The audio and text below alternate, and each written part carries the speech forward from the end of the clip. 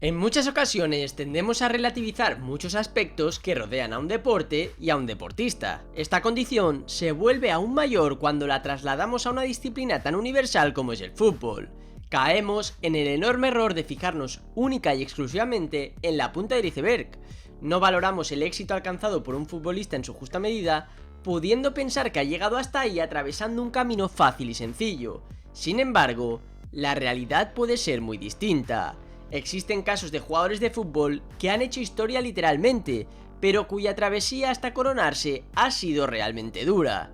Contratiempos tan crueles como las lesiones han irrumpido con fuerza, poniendo en peligro toda esa estabilidad que les rodeaba. Aún así, han logrado salir adelante y terminar completando una carrera más que brillante. Un claro ejemplo de ello es David Villa, el Guaje, también conocido como el 7 de España, que tuvo que hacer frente a dos episodios que pudieron cambiar su suerte por completo. En este vídeo te contaremos con detalle cuáles fueron esos momentos, además de descubrirte varias cosas sobre la vida y trayectoria de uno de los mejores delanteros de la historia del fútbol. Lo vamos a ver aquí, en Historias de Venom.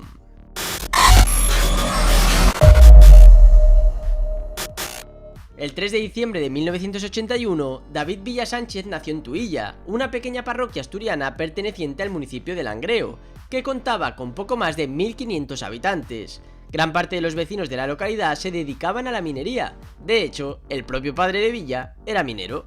Desde muy pequeño, el joven David comenzó a dar patadas a un balón y a familiarizarse con el fútbol jugando con amigos en las calles del pueblo.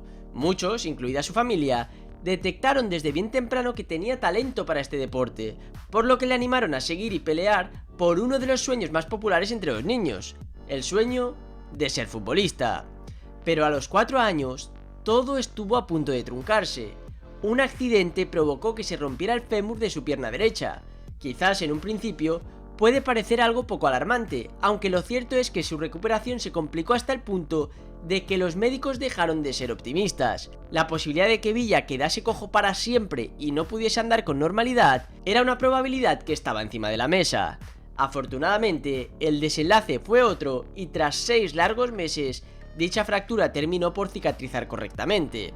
Años más tarde, el propio Villa contaba en una entrevista al diario AS cómo vivió aquel episodio. Apenas me acuerdo, me lo han contado mis padres. Tenía 4 años y un niño cayó encima mío en el colegio. Me rompí el fémur por la parte de arriba. En aquel momento temían que me pudiera quedar cojo. Los doctores le dijeron a mi padre que si la fractura se soldaba bien, algo que pasó, la pierna no se volvería a romper por ese sitio. Seguí un tratamiento que me llevó a estar 6 meses escayolado y acudiendo al hospital. Por suerte, el tratamiento dio sus frutos. Cabe destacar que David no solo superó con creces esta lesión, sino que además tuvo que adaptarse y adquirir una mayor habilidad con la pierna izquierda, detalle que sería determinante en su carrera como profesional. Desde que tenía uso de razón, Villa siempre sintió una fuerte admiración por su padre y por su oficio. Tanto era así que durante gran parte de su infancia quiso copiar los pasos de su progenitor y dedicarse a la minería. Esta idea se borró por completo cuando su padre vivió una amarga experiencia. La mina en la que trabajaba se incendió y pudo costarle la vida. Por suerte, todo quedó de un susto. En aquel entonces, David Villa solamente tenía 8 años y pese a no enterarse de lo ocurrido hasta horas después, decidió que todas sus ilusiones debían girar a partir de ese momento en torno a la pelota.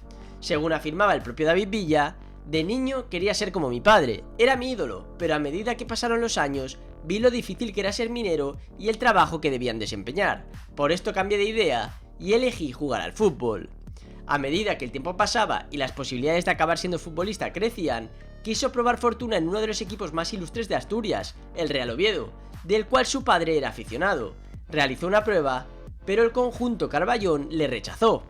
Lejos de frustrarse, Villa siguió a lo suyo y más tarde aparecería en Langreo para darle una oportunidad que no desaprovechó. Con su nuevo club, empezó a marcar goles y a forjar la leyenda del Guaje, apodo que recibió debido a su baja estatura y a que siempre jugaba con niños de una edad mayor. Su calidad y talento fueron en aumento y el Real Sporting de Gijón llamó a su puerta para llevarle, con tan solo 17 años, a la prestigiosa escuela de mareo. La progresión fue fulgurante y pronto alcanzó el equipo filial. Ahí fue donde surgió otro nuevo debate para David Villa: seguir jugando al fútbol o apostar por sus estudios como electricista. Terminó decantándose por la primera opción y acertó de lleno. puesto que a los pocos meses firmó su primer contrato como jugador de fútbol profesional, dando el salto a la segunda división. En 2001, Villa se estrenaba en la categoría de plata con el cuadro sportinguista, donde militó 2 temporadas en las que anotó un total de 38 goles. No había dudas de que era el delantero con mayor proyección del fútbol español. El Real Zaragoza, que militaba en ese momento en primera división, estuvo más hábil que nadie y se hizo con su fichaje por una cantidad de 2,7 millones de euros. Al principio, había cierta crítica con esta operación. Era bastante dinero para un jugador tan joven y que aún no había tenido minutos en la élite, pero Villa estaba hecho de otra pasta y así lo demostró. En su primera temporada defendiendo los colores del conjunto maño, anotó 17 goles y fue uno de los grandes protagonistas en la final de la Copa del Rey frente al todopoderoso Real Madrid, la cual terminaron ganando por 2-3 con tanto de Villa incluido. Ahora sí, David se había convertido en una realidad y comenzaba a despertar el interés de los grandes equipos de la liga. Nuevamente, en 2005, le tocó hacer las maletas. El Valencia pagó su cláusula de 12 millones de euros y se lo llevó para Mestalla, convirtiendo esta etapa en una de las más destacadas de la trayectoria del Guaje. Con la camiseta Che, David Villa terminó de enamorar a base de goles a todos los amantes de este deporte. En Valencia permaneció 4 temporadas en las que le dio tiempo a marcar más de 100 goles, celebrando otra Copa del Rey, jugar en Europa y conquistar el primer gran título de la selección española en décadas, la Eurocopa del 2008. Y es que en medio de toda la polémica surgida con Luis Aragonés y Raúl, el futbolista de Tuilla, que ya había participado en el Mundial de 2006, emergió como un rayo de luz, contribuyendo a borrar de un plumazo todas las dudas en torno a quién debería ser el 7 de España. Los 4 goles que le permitieron ser pichichi de aquel europeo ayudaron bastante, aunque eso sí, aquella competición dejó un cierto sabor amargo para Villa, dado que una pequeña lesión le impidió disputar la gran final. Corrían tiempos de felicidad deportiva, puesto que su rendimiento era más que sobresaliente. Fue entonces cuando el Real Madrid insistió en ficharle en más de una ocasión, pero paradójicamente el escenario terminó dando un giro de 360 grados. El verano de 2010 quedará grabado a fuego en la memoria de David Villa. El Valencia y el Barça acordaban su traspaso por 40 millones de euros, convirtiéndole en el segundo futbolista español más caro hasta la fecha. Semanas después, arrancaba el Mundial de Sudáfrica, que ya sabemos cómo acabó. España conquistaba su primera Copa del Mundo y el asturiano, con 5 goles, se convertía en bota de plata del torneo. Por cierto, si quieres conocer cómo fue ese Mundial para España, te dejo el vídeo en las tarjetas. Sigamos con la historia de David Villa, porque su carrera se catapultaba. Todo el mundo se rendía a él y a sus goles, y además, a la vuelta de la esquina, le esperaba el todopoderoso Barça de Pep Guardiola con los brazos abiertos. En el Camp Nou gozaron de ese gran jugador, que siguió perforando porterías rivales y sumó una ansiada Liga y una anhelada Champions. Las cosas no podían ir mejor, todo era idílico. Sin embargo, el inoportuno fantasma de las lesiones volvía a hacer acto de presencia. En diciembre de 2011, mientras disputaban las semifinales del Mundialito de Clubes, Villa, en una acción fortuita, se fracturaba la tibia y el peroné. Este hecho le mantuvo fuera de los terrenos de juego durante 8 meses, lo que hizo que se perdiera la temporada al completo y la Eurocopa de 2012. El mazazo fue tremendo, y las consecuencias no fueron mucho más positivas. Tras recuperarse, tuvo que ver cómo su papel en el Barça se diluía por completo, hasta el punto de que los azulgranas decidieron prescindir de él y hacerle recalar en las filas del Atlético de Madrid. El contraste de la realidad con lo vivido hace no mucho tiempo era sencillamente brutal. Cualquier otro futbolista hubiese caído en la frustración más absoluta, pero el atacante asturiano sabía sobreponerse a todo y lo hizo una vez más. Aceptó el reto del Atlético con increíble fuerza y demostró que en sus botas todavía quedaban goles por marcar. Su ímpetu y afán de superación le llevaron a ser protagonista en la primera liga conquistada por el Cholo Simeone y los suyos, quienes también llegaron a la final de la Copa de Europa. Su andadura como rojiblanco solamente duró un año, y en junio de 2014, a los 33 años, el bueno de David Villa probó fortuna en la que iba a ser su primera experiencia fuera del fútbol español.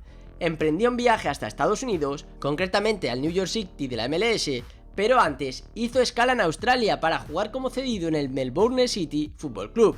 Su aventura por tierras estadounidenses fue larga y fructífera, la cual puede resumirse en una nueva y apabullante estadística: 80 goles en 124 partidos. Una vez cerrada esta etapa, David Villa quiso inscribir su último capítulo junto a su amigo Andrés Iniesta en el Vissel Kobe de Japón, siendo ahora sí la antesala de su adiós. El 13 de noviembre de 2019, a los 38 años, Villa colgó las botas y puso fin a un largo y longevo libro, donde sobresalen sus 439 goles, 14 títulos oficiales y el honor de ser el máximo goleador en la historia de la selección española, con 59 tantos en 98 partidos, pero en el que también hay cabida para el relato de varios episodios negros a los cuales tuvo que hacer frente con firmeza, demostrando que el camino hacia el éxito no es solo color de rosas y que la capacidad de superación siempre debe ser tu mejor aliado. ¿Y tú? ¿Qué opinas sobre David Villa? ¿Crees que ha sido el mejor delantero español de todos los tiempos? Déjame tu comentario y no olvides darle un buen like al vídeo y suscríbete para no perderte más historias como estas sobre futbolistas. Si te gusta además seguir la actualidad del Barça, te invito a seguir también el canal del Spider Culé. Recuerda que esto no es nada sin ustedes y nos vemos en próximos vídeos aquí, en Historias de Venom.